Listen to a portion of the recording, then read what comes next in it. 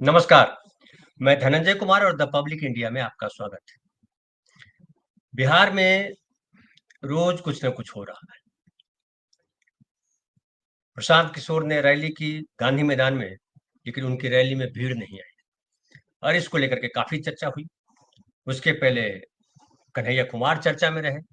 कन्हैया कुमार ने पदयात्रा की और उसके बाद जो पलायन रोको नौकरी दो यात्रा वो पटना में खत्म हुई, काफी हंगामा हुआ।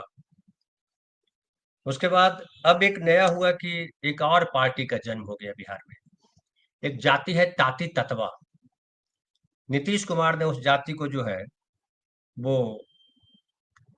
शेड्यूल कास्ट में शामिल किया था, लेकिन उसके बाद वो मामला गया हाई कोर्ट। हाई कोर्ट ने राज्य सरकार के फैसले को बहाल रखा। उसके बाद वो मामला चला गया सुप्रीम कोर्ट और सुप्रीम कोर्ट ने निरस्त कर दिया उसको।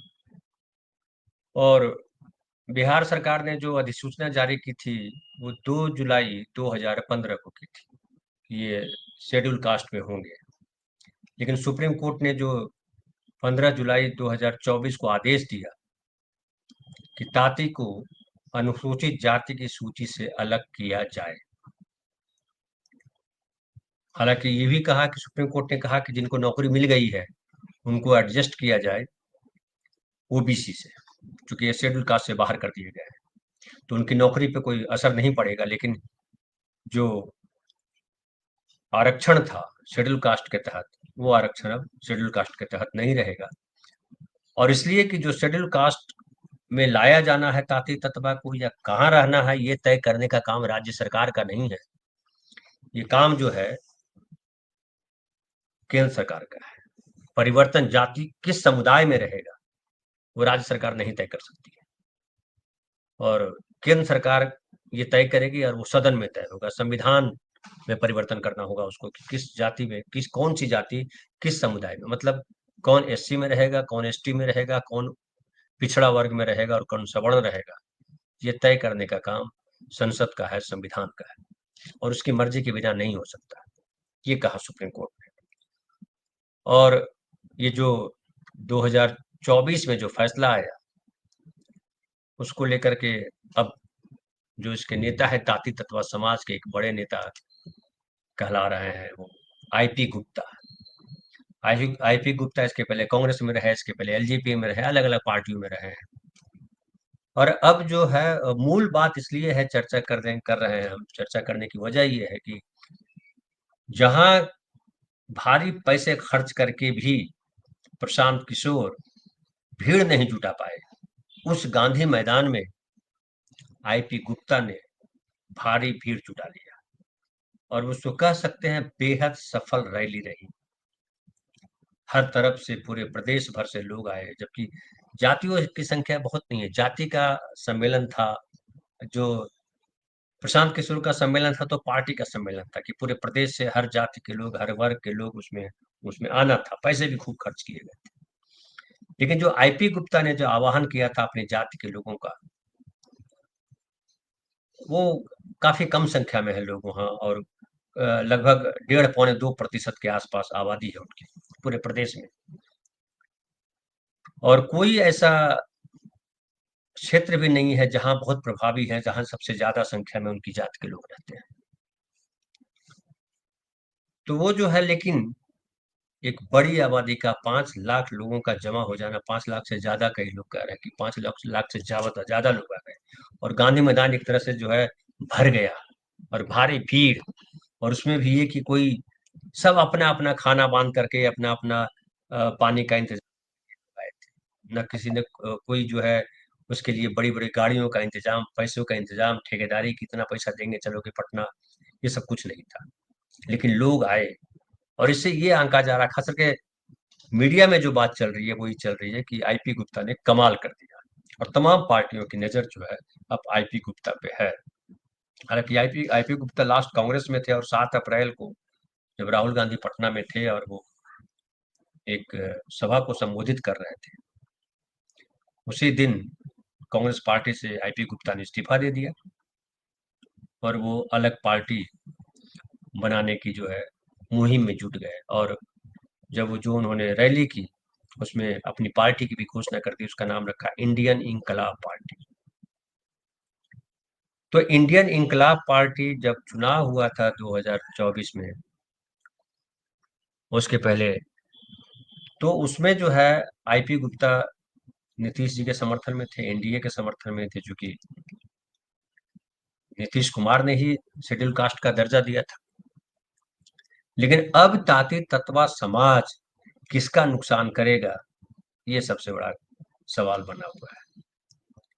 कि ताती तत्वा समाज, इंकलाब पार्टी तो उन्होंने बना ली, लेकिन क्या इंडियन इंकलाब पार्टी अपने दम पर चुनाव लड़ेगी, या इंडियन इंकलाब पार्टी किसी गठबंधन के साथ जाएगी? अब अभी तक आईपी गुप्ता ने क्लियर नहीं किया है, और आईपी गुप्ता ने कहा है कि हम अपने समाज की लड़ाई संसद तक लड़ेंगे।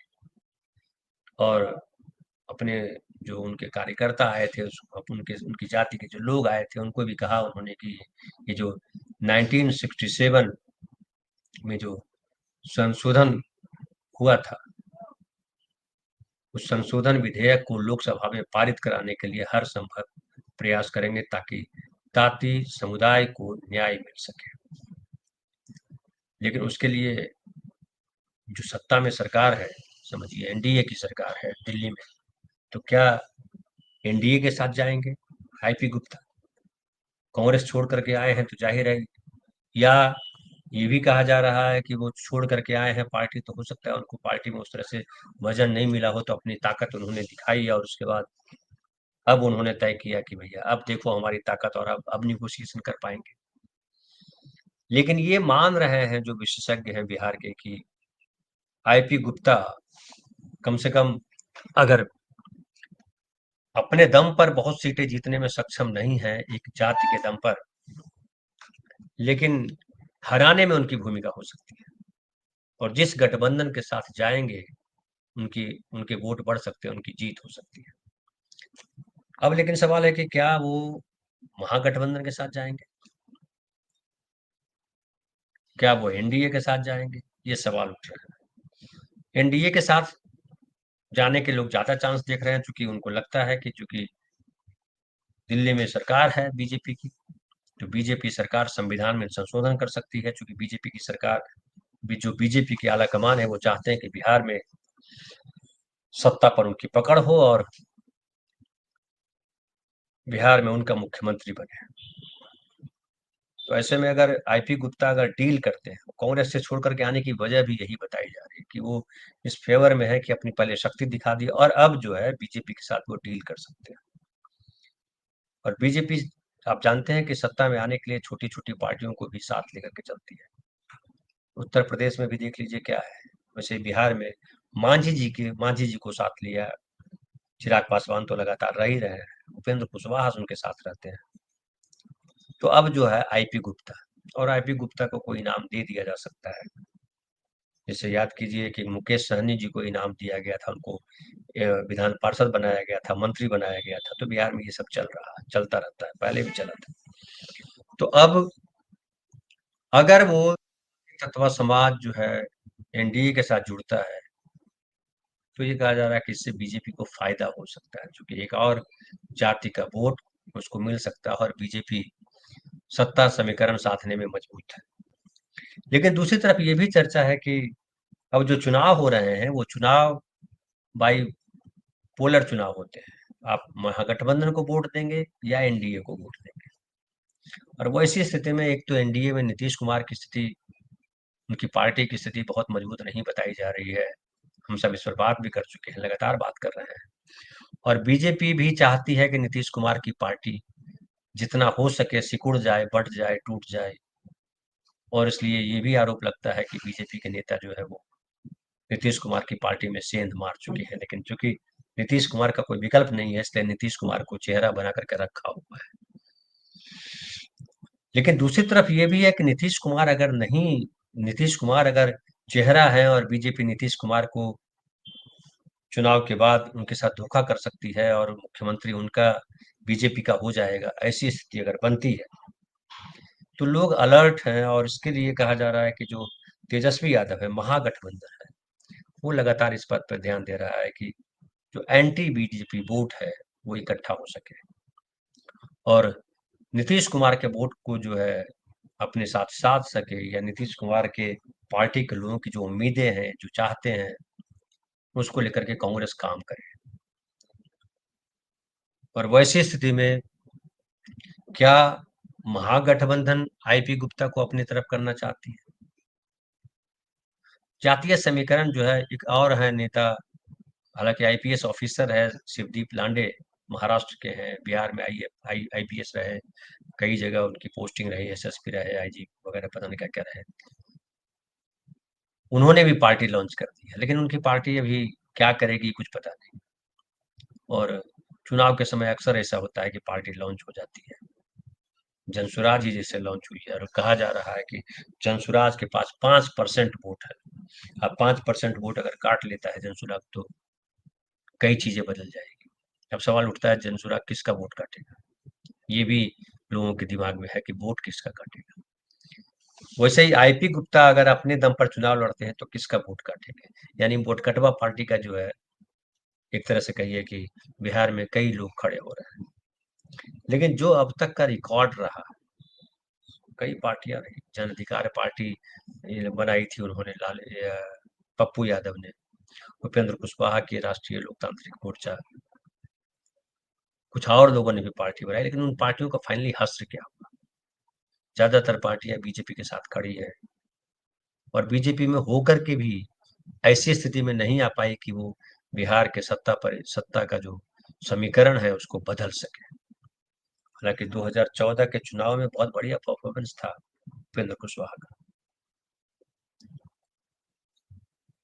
2019 के चुनाव में वो गड़बड़ हो गए फिर, और अभी तो बड़ी गड़बड़ है उपेंद्र कुशवाहा जी की स्थिति, कि उनके पास वो एमएलसी हैं, वो भी बनाए गए हैं दूसरी पार्टियों के सहयोग से। तो आईपी गुप्ता क्या करते हैं, ये एक सवाल है, लेकिन चूंकि वोट तो है उनके पास, जितनी बड़ी भीड़ खड़ी कर दी, सबकी सारी पार्टियों के कान खड़े हो गए, क्योंकि आज की तारीख में बिना पैसा की भीड़ खड़ा करना मजाक नहीं है। और अगर ताती ततवा के लोग वहां आए पूरे बिहार प्रदेश से, इसका मतलब है आईपी गुप्ता ने अपना दम दिखाया। संभव है कि बीजेपी उसको लपकने का प्रयास करे। अब बीजेपी अगर लपकने का प्रयास करती है तो क्या विकल्प है महागठबंधन के पास? क्योंकि जनसुराज जो है उनके बारे में भी कहा जाता है वो ज्यादातर वोट काटेंगे, तेजस्वी का वोट काटेंगे। अगर ये आईपी गुप्ता भी तेजस्वी का वोट काटते हैं और बीजेपी का वोट बढ़ाते हैं तो टेंशन की बात महागठबंधन को है। फिर बिहार में जिस तरह से धर्म की हवा चल रही है, मतलब गांव गांव जाइए आप, जो है यज्ञ हो रहा है, तो देवी माता की पूजा हो रही है, तो कलश यात्रा निकल रहा है, शोभा यात्रा निकल रही है, और बहुत लोग कह रहे हैं कि बहुत हो गया, लालू का भी राज देख लिया, नीतीश का भी राज देख लिया, कांग्रेस का भी राज देख लिया, अब बीजेपी का राज देख लेते हैं। ऐसा भी लोग कहते पाए जा रहे हैं। हालांकि उत्तर प्रदेश में जिस तरह के बीजेपी का शासन चल रहा है, उससे बहुत कुछ स्थिति आसान नहीं है बिहार में बीजेपी के लिए। एक तो बीजेपी के पास कोई चेहरा नहीं है, उस तरीके से बीजेपी के पास जो है बिहार में अपने दम पर शासन करने का कोई इतिहास नहीं है, कोई विरासत नहीं है उनके पास उस तरह से। जबकि तेजस्वी यादव के पास विरासत है। और मुस्लिम वोट बैंक जिस तरह से इकट्ठा हुआ इस बार, वो अपने आप में एक जो है बड़ी घटना है। और कांग्रेस पार्टी की मजबूती के लिए फिर जो दलितों में जो कर रहे हैं, जो पिछड़ों के बीच जो अपनी जगह बनाने की कोशिश कर रहे हैं, उसमें लग रहा है कि कांग्रेस इस बार बड़ा स्टेक उसका होगा। लेकिन फिर भी अभी कुछ कहना बड़ा आसान नहीं है, अभी तो सत्ता समीकरण शुरू हुए हैं, अभी बहुत सारी चीजें होंगी, अभी क्या क्या होगा मुझे भी नहीं पता। लेकिन मैं आपको इन चीजों से अपडेट इसलिए कराता हूँ कि जरा जमीन पे समझा जाए कि कहाँ क्या खदक रहा है, कहाँ क्या हो रहा है। क्योंकि बिहार का चुनाव बहुत कुछ निर्भर करता है कांग्रेस के लिए भी, और बहुत कुछ निर्भर करता है बीजेपी के लिए। नीतीश कुमार तो है ही, नीतीश कुमार से, अब नीतीश कुमार मुख्यमंत्री बन पाएंगे या नहीं बन पाएंगे ये सवाल है। लेकिन एक ये भी है कि जब नीतीश कुमार जी की तबीयत ठीक नहीं रहती है तो क्या बीजेपी उनको मुख्यमंत्री बनाएगी, ये सवाल उठता है। लेकिन आईपी गुप्ता जिस तरह से उन्होंने अपना कद बड़ा किया है, संभव है कांग्रेस के साथ वापस वो मिल जाए, कांग्रेस के साथ वो ऐसे नेता क्या होता है, वो बयार देखते हैं किधर जा रही है। और मुकेश सहनी को भी अगर हम याद करें, जो मल्लाहों, सन ऑफ मल्लाह कहलाते थे, मल्लाहों की पार्टी, जात को लेकर के 5% के आसपास मल्लाह है, तीनों जातियों को मिला दे तो। लेकिन कोई करिश्मा नहीं कर पाया चुनाव के समय, रैलियां वो भी बड़ी बड़ी कर देते थे। और ये तो ऐसे भी कम जाती है, लेकिन अगर ये गठबंधन में जिसके साथ जाएंगे, मुझे लगता है उसका तो फायदा आईपी गुप्ता कराने की पोजीशन में है। तो दोनों गठबंधन अपने अपने तरीके से जरूर प्रयास करेंगे कि आईपी गुप्ता, लेकिन आईपी गुप्ता ने ये करके अपनी व्यक्तिगत क्षमता दिखलाती है, और ऐसा लग रहा है कि उनकी जात को एक नेता मिल गया। तो फिलहाल इतना ही, बहुत बहुत धन्यवाद। कल फिर बात करेंगे एक नए विषय पर।